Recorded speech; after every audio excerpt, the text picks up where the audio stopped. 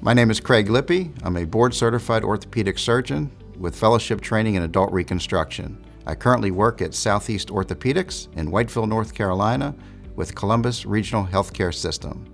Today I'd like to talk to you about hip replacement surgery. But first I'd like to talk to you about what exactly hip pain is. About 50% of the patients that come to see me in the office with, quote, hip pain, it turns out that it's actually not the hip. True hip pain from something going on inside the hip joint is actually mostly described as groin pain and anterior thigh pain. If a patient comes in to see me for, quote, hip pain, and they point to their back or some other area, I can pretty much be assured that the hip won't be the problem that day. So if you're experiencing groin pain, anterior thigh pain, you have trouble putting on shoes and socks, you can't get in and out of a car comfortably, and you find that you just can't walk as fast as you used to, it could be something going on inside the hip. When the hip finally wears out and the pain is not responsive to conservative treatment, like anti-inflammatories, physical therapy, or even injections, many patients decide to proceed with a hip replacement surgery. There are hundreds of thousands of hip replacements performed in the United States each year, and it's one of the most highly successful surgeries throughout all of the medical specialties as far as patient satisfaction and getting people back to their quality of life and doing what they want to do.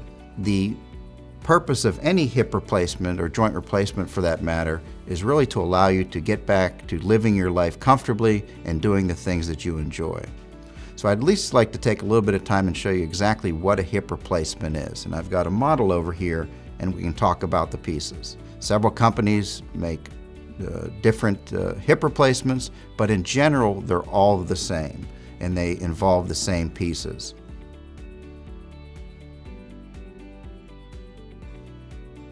This is a left hip and just half of the pelvis that we're seeing. So the components of the hip, no matter what company is making it, are the same. So if you look at the femur bone, what's missing here is the femoral neck and the normal head that are made out of bone and cartilage. So during the surgery, we actually take out that head and neck and use some sort of metal stem that goes down inside the bone. And there's different types of heads we can use with different lengths, different sizes, and even different materials. This one just happens to be ceramic, but metal is the most common material that we use nowadays for hips. So you've got these two pieces here, stem that goes down inside the bone, different types of heads that we can put on there.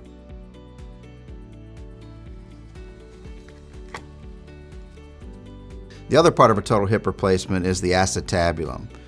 We have a metal shell that's made out of a porous metal that the bone eventually grows into, and that provides what we call biologic fixation. So we're able to ream out the acetabulum and then put that metal shell in there, and the bone actually grows into it.